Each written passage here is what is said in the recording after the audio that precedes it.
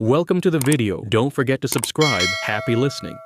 If you want to turn on subtitles, use YouTube's own subtitles. I want to start today's deep dive with a feeling.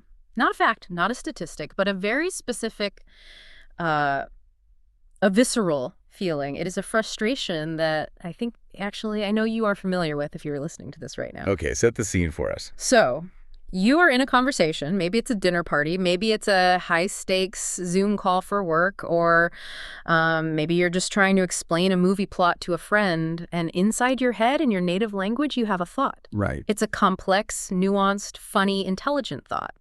Because you are witty, you are articulate, you are you. You are the fully realized version of yourself. Exactly. But then you try to push that thought through the filter of the English you've been studying for 10 years. You try to squeeze this big, complex idea through your second language. And what comes out? A child. A child.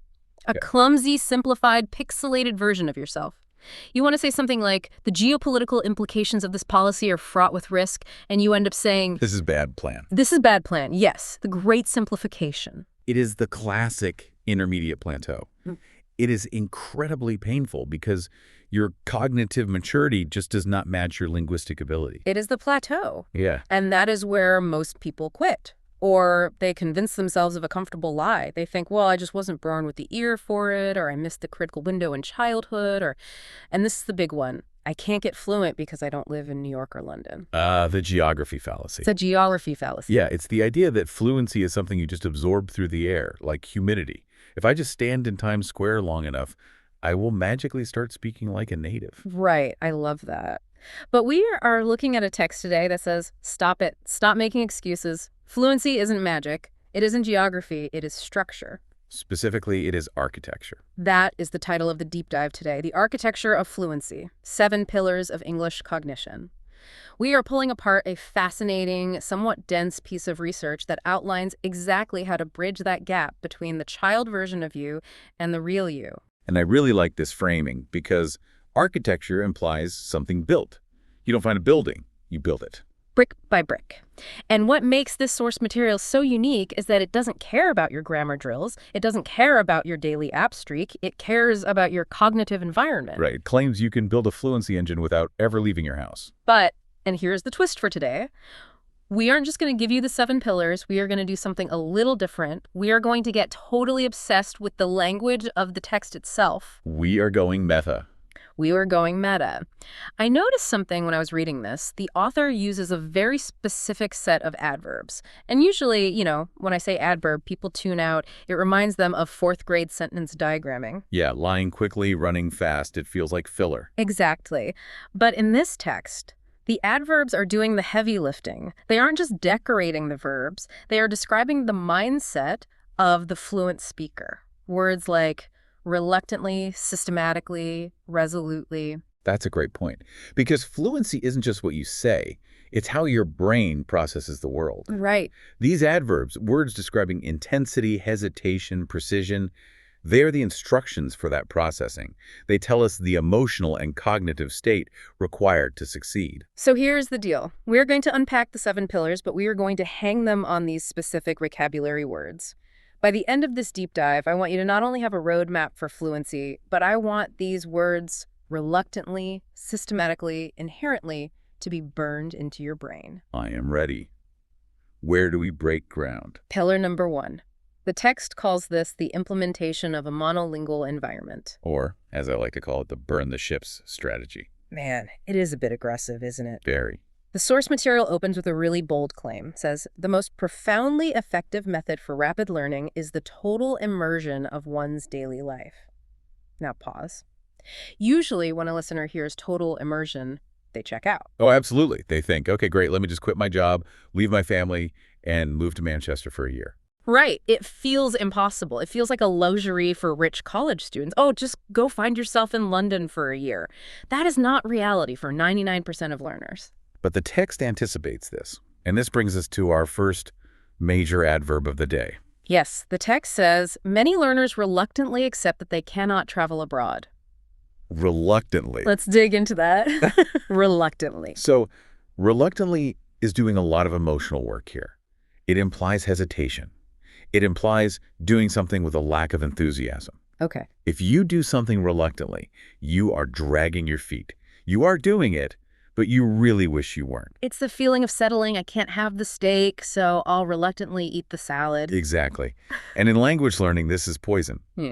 If you believe that studying at home is the salad, that it's the inferior second-rate option, you will study reluctantly. Because you think it's pointless. Right. You won't give it your full energy because deep down, you think it doesn't really matter. You think the real learning happens on the plane to England.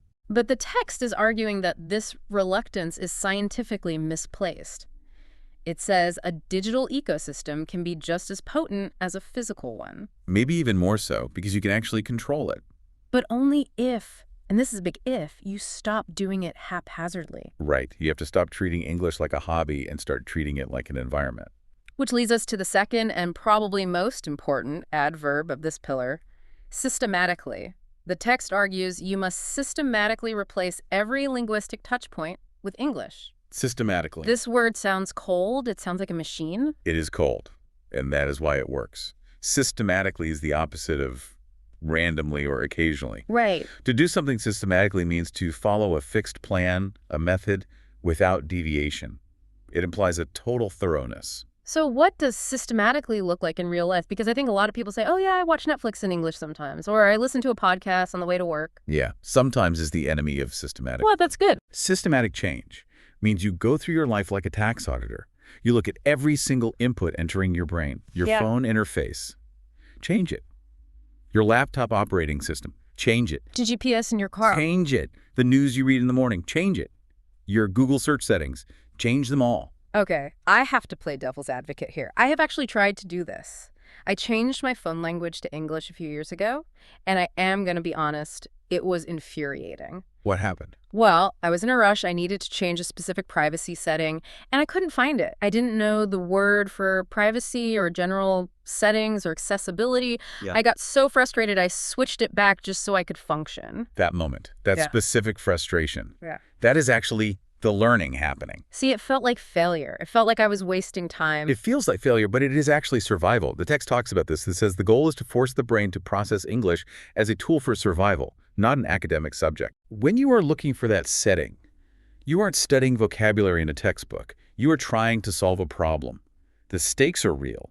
Your brain engages differently when it needs the information to function. So when I switched it back... You gave your brain an out. Yeah. You signal to your brain, hey, English is just for fun. When things get hard, we can go back to the native tongue. You broke the system. Ouch. Okay. So systematically means removing the out. It means bringing the bridge back to comfort. Precisely. It implies a total overhaul. If you change your phone, but you still read the news in your native language, you aren't being systematic. You are being sporadic. And the text pairs systematically with another crucial adverb, consistently. Consistently. The brain is consistently forced to process English. Break that down. Consistently means, in every case, steady continuity. It is about the gaps. The gaps. The gaps between study sessions. Most people study for an hour, then spend 15 hours in their native language. The brain treats the English hour like a weird anomaly, like a hobby. But if you consistently remove the native language from your environment, your recipes, your news, your entertainment, the brain realizes, oh, this is just how we communicate now. I really like the example of the recipes the text uses. It suggests following a recipe in English. It is a perfect example of high stakes, low risk. Explain that. Well, if you misunderstand a word in a novel, nothing happens. You just miss the plot point. Who cares? But if you are cooking dinner for your family and the recipe says simmer and you think it means boil, You burn the soup. you burn the soup. Your family is hungry. The consequences are immediate and physical. You learn the word simmer very quickly after you burn the soup once. You will never forget it. So burning the soup is part of the architecture. It is essential to the architecture. That friction is what cements the memory. So let's recap Pillar 1 before we move on. We have to stop acting reluctantly. Stop waiting for the magical trip to London that might never happen. We have to systematically, ruthlessly hunt down every native language input in our life and kill it. And we have to do it consistently so our brain understands there is no escape. That sounds terrifying when you put it that way, no escape. But that is the point, isn't it? Immersion is drowning. You either learn to swim or you switch the phone setting back. Exactly. Now, Pillar 1 is about the outside world, your devices, your environment. But pillar two gets personal. It moves inside your head. This is where we get into the psychology of the internal monologue. The text calls this the development of the internal monologue, and it starts with a premise that I think is really counterintuitive. It says, learners often wait for fluency to arrive before they try to think in the language. However, the reverse is actually true. It is the classic cart before the horse problem. Right. I always think, I can't think in English yet. I don't have the vocabulary. I am too slow. I am waiting to be fluent so that I can think. The text says you must think in order to become fluent. You have to build the inner voice before the outer voice can work. If you are translating everything from your native language, you will always be slow.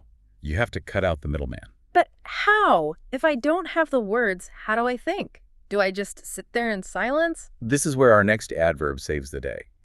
The text advises you to start by simplistically narrating your day-to-day actions. Simplistically. It's simplistic. Now, usually being called simple is an insult. Yeah, you're a very simple person, not a compliment. Right. But here, simplistically is a permission slip. It means in a simple, uncomplicated manner. It is telling you you do not need to narrate a Shakespearean soliloquy while you are making coffee. So what does that internal narration actually sound like? It sounds like a toddler, and that is okay. It sounds like I am walking to the kitchen, I am opening the fridge, I see the milk is cold. I am taking the cup. Exactly, I'm pouring the coffee. It is basic, Yeah. It's boring, but it is English. You know, I have tried this, and I run into a problem every time. It feels incredibly stupid. Of course it does. My ego takes a massive hit. I'm a grown adult, I have a degree, and in my head, I am saying, I see the cat. The cat is nice. I feel like I am regressing. That resistance, that is your ego trying to protect you. But you have to push through that simplistic phase to lay the tracks. You are building the neural pathways. Yeah. If you try to think complex thoughts too soon, like, I wonder if the coffee beans were ethically sourced from a fair trade co-op, you will freeze. You don't have the architecture for that yet. Simplistically allows you to build momentum. Momentum is key. But here's the other thing that happens when I try this. I start out strong. I am walking to the car. I am opening the door. And then someone cuts me off in traffic. And the English vanishes. Instantly, I am cursing them out in my native language. I am thinking about my work deadline in my native language. I have driven 5 miles before I even realize I stopped thinking in English. The text has a word for that. It says you will inadvertently switch back. Inadvertently. Inadvertently means without intention, accidental. It acknowledges that you aren't failing on purpose. Your brain is just taking the path of least resistance. It is gravity. Your native language is gravity. It is always pulling you back. So when gravity takes over, when I catch myself inadvertently thinking in my native tongue, what do? Do I punish myself? Do I give up? No, you pivot. The text says you must resolutely pivot back to English. Resolutely. That is a strong word. It is a martial word. It means in an admirably purposeful, determined, and unwavering manner. It sounds like a commander on a battlefield. It is a battle. It is that battle for your consciousness. Resolutely implies discipline. You don't say, oh, well, I guess I am thinking in Spanish now. You say, no, stop, back to English. It's the stop that is important. It is a hard reset. It is a mental workout. Think of it like the gym. Simplistically lifting the light weights, inadvertently dropping them because you got tired, and then resolutely picking them back up. If you do that enough times, drop, pick up, eventually the muscle grows. And the goal, according to the source, is to make English the predominant language of consciousness. Predominantly, meaning the default. The default setting, so that when you drop a hammer on your toe, the first word out of your mouth is ouch, and not whatever it is in your language. I think I am still a few years away from spontaneously cursing in English, but I get the point. We will get to spontaneously later. That is the end goal. Okay, so we have rebuilt our environment and we have started hacking our internal monologue, but we still need words. We need the actual bricks to build this house. And that leads us to pillar 3, contextual vocabulary acquisition over rote memorization. Or, as I like to call it, why lists do not work. This is where the text gets very critical of the school system. Very. It essentially says, the way we were taught to learn words, here is a list of 20 words, memorize them for Friday, is garbage. It says it is inherently inefficient. Inherently. Let's break that down. Inherently means existing in something as a permanent, essential, or characteristic attribute. Okay. So the text isn't saying list learning is sometimes bad. It is saying that inefficiency is built into the very DNA of list learning. Why? Why is it broken? Because the brain struggles to retain data without a semantic framework. A semantic framework. Yeah, meaning context. If I tell you reluctantly means hesitantly, you might remember it for 10 minutes. But if we talk about the reluctance of canceling a vacation or the reluctance of eating a salad when you want steak, you remember the feeling. So the solution is collocations. Yes. Collocations are words that naturally go together. The text argues you should meticulously learn vocabulary through collocations. Meticulous. Meticulously means showing great attention to detail, very careful and precise. It suggests active curation. You aren't just letting words wash over you, you are hunting for specific combinations. The text gives a fantastic example of this using adverbs of degree. It compares significantly versus marginally. This is a perfect example of why you need precision. Let's roleplay this. Let's say I am a CEO of a company and you are a shareholder. I have to report on our profits. Okay, I am listening. How do we do? If I say profits changed. It tells me nothing. Okay. Did they go up, down, by a lot, by a little? I am nervous. Exactly. Now, if I say profits changed significantly. Significantly means in a sufficiently great or important way. Now, I am panic-stricken. If they drop significantly, I am losing money. This is a major event. But what if I say profits changed marginally? Marginally means to only a limited extent. Slightly, like the margin on the side of a page. Now, I am relaxed. A marginal change is noise. A significant change is a trend. That distinction between significantly and marginally can literally save your job. Absolutely. And you don't learn that nuance by memorizing a list. You learn it by meticulously observing how business leaders speak. Right. You see that they pair marginal with error or increase. You see they pair significant with impact or growth. So pillar 3 is about abandoning the random list and meticulously curating these pairs. Yes. It is about quality over quantity. All right, let's move to pillar 4. We have done the brain work. Now we need to get physical. This pillar is about auditory mimicry and the shadowing technique. Shadowing. This is a technique that makes you look absolutely crazy if you do it in public. It really does. For those who haven't heard of it, describe shadowing. So usually people listen to a sentence, pause the audio, and then repeat it. That is not shadowing. Right, that's just repeating. Shadowing is when you listen to a native speaker and repeat what they say while they are still speaking. Like an echo. Yes, but a very fast echo. Yeah. You're maybe a half second behind them. You are mimicking their speed, their intonation, their emotion. You aren't waiting for the sentence to finish. And the text makes a pretty big promise here. It says if you do this, you can learn English remarkably fast. Remarkably. That's a good one. Remarkably means worthy of attention. Striking. It is not just fast. It is, wow, I cannot believe how fast that was fast. It promises an extraordinary acceleration compared to traditional methods. And there's always but it is physically exhausting. It really is. The text says a learner must perform this persistently. Persistently. This means continuing firmly or obstinately in a course of action in spite of difficulty. I like obstinately. It implies being stubborn. You have to be stubborn.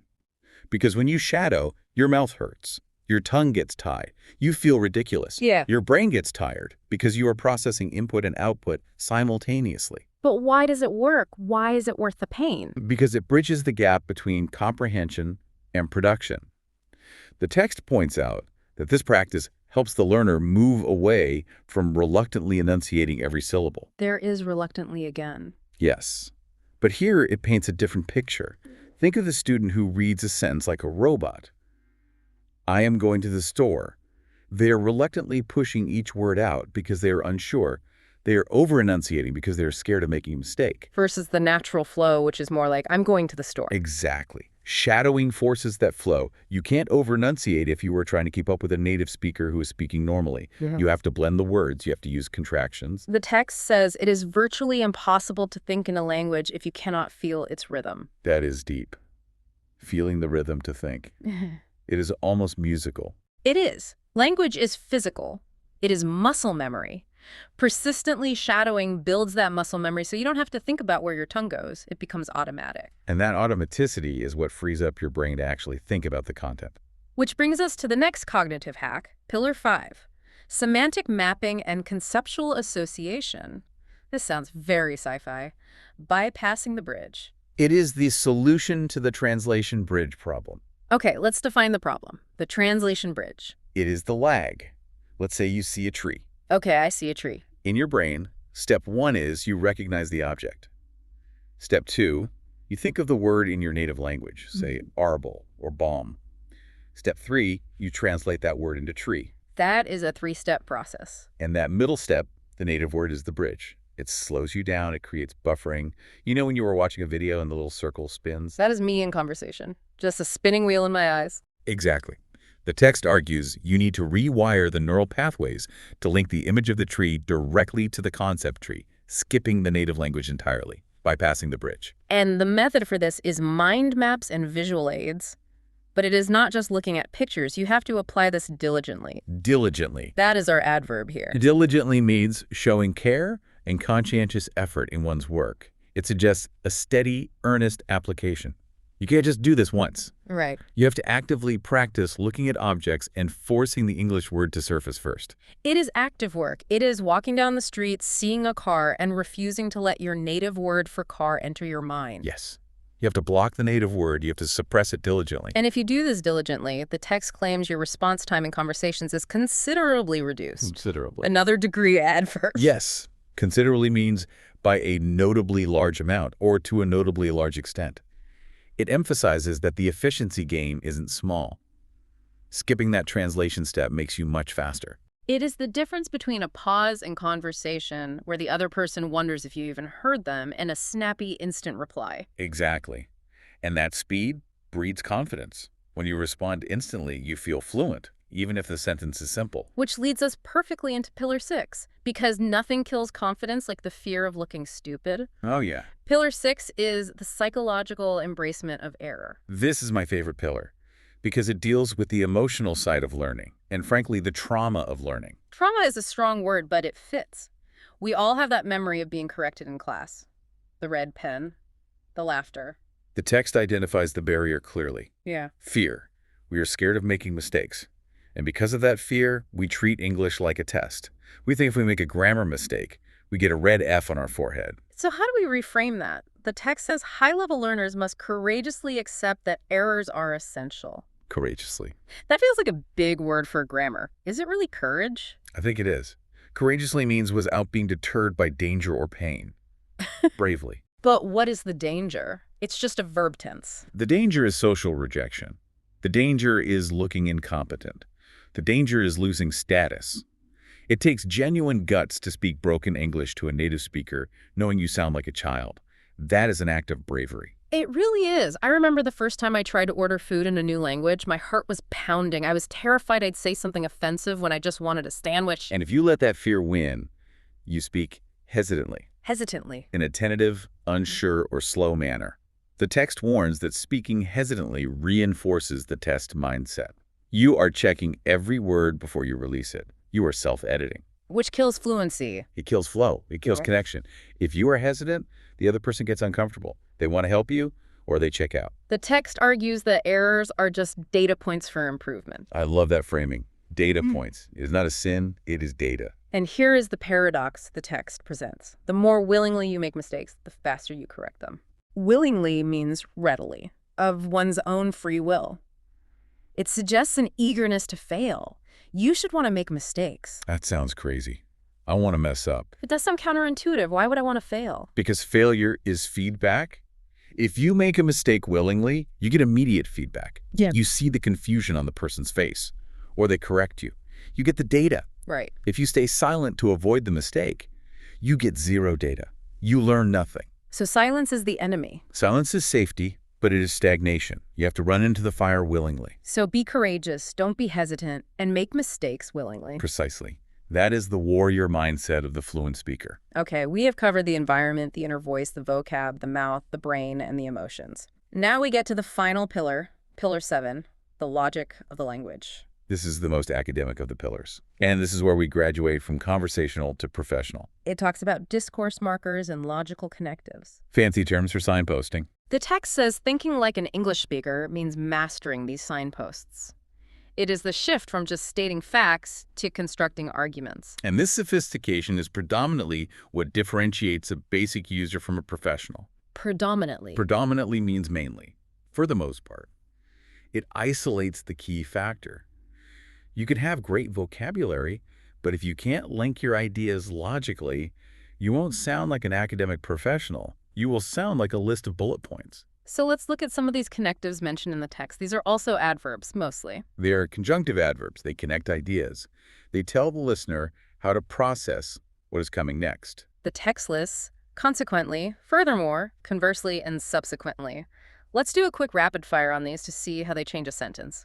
Let's use coffee, since we talked about it earlier. Okay, coffee. Give me a sentence with consequently. Consequently means as a result. It shows cause and effect. I drank 5 espressos. Consequently, I cannot sleep. Okay. Furthermore. Furthermore means in addition, but it is used to build an argument. It is like saying, and here's another reason why I am right. This coffee is too expensive. Furthermore, it tastes like mud. Ouch. Okay, conversely. This introduces an opposing idea. It pivots the argument. Making coffee at home takes time. Conversely, it saves a lot of money. And finally, subsequently. That is about time. It means afterwards or following that, he roasted the beans. Subsequently, he ground them. These words really do structure the thought. If you use conversely, I know you are about to disagree with me before you even say the point. Exactly. You are guiding the listener's brain. You are telling them how to process what you are saying. That is what the architecture of fluency is all about. You are building a structure for the listener to inhabit. Right. If you don't use these words, the listener has to work harder to understand your logic. And we don't want the listener to work hard. We want them to just listen. Exactly. So we have untacked all 7 pillars. We have looked at the adverbs. Now I want to look at the conclusion of the text. It uses a really interesting phrase, linguistic autonomy. It is a powerful concept. Autonomy means self-governance, freedom. And the text references a Turkish phrase here, kızbaşına. Yes. This is a cultural reference. Literally, it translates to something like as a girl or female head. Yeah. But idiomatically, in this context, the text uses it to refer to achieving something on your own, often against the odds or societal expectations. It implies a fierce independence, doing it yourself. No teacher holding your hand, no study abroad program, just you and your discipline. It frames fluency as a testament to that discipline. Right. It is not passive. You don't just absorb language by osmosis. You have to take it. The text says you must relentlessly apply these 7 strategies. Relentlessly. That is an intense adverb. It means in an unceasingly intense or harsh way. Fluency requires an aggressive pursuit. You can't take days off. You have to be relentless. And if you are relentless, the text says a learner can drastically shorten the time required. Drastically. Meaning extreme or far-reaching in effect. We aren't talking about saving a few days. We are talking about years versus months. Drastic changes. And the ultimate goal. The text describes a state where you spontaneously react to a situation in English. Spontaneous. Performed or occurring as a result of a sudden inner impulse. No translation. Yeah. No hesitation. Something falls, you say, oops, or watch out in English before you even realize it. That is the moment of fluency. That is when the architecture is complete. And the text ends with this beautiful transition, moving from a student who reluctantly approaches a text to a speaker who eagerly engages with it. From fear to excitement, that is the journey. It has been a fascinating deep dive. We have covered a lot of ground and a lot of adverbs. Reluctantly, systematically, consistently, simplistically, inadvertently, resolutely, inherently, meticulously, significantly, marginally, remarkably, persistently, diligently, considerably, courageously, hesitantly, willingly, predominantly, relentlessly, drastically, spontaneously. That is quite the list when you hear it all together. It is. But they aren't just words on a list anymore. They are the bricks in the architecture. They are the mindset. Before we go, I want to leave you, the listener, with a final thought to mull over. We talked about dreaming in English. We talked about the internal monologue. Right. If you really commit to this, if you change your inner voice to English, does that change who you are? Different languages have different personalities, different logics. If your dreams occurred in English tonight, would you be the same person in that dream as you are in your waking life? Does changing your primary language of thought actually change your personality? That is a profound question. Does the architecture change the resident? Something to think about while you resolutely switch your phone settings to English tonight. Systematically. Systematically. Thanks for taking this deep dive with us. We will see you next time. You teachers, time to learn and grow. Teachers putting on a show. Teachers, let the whole world know.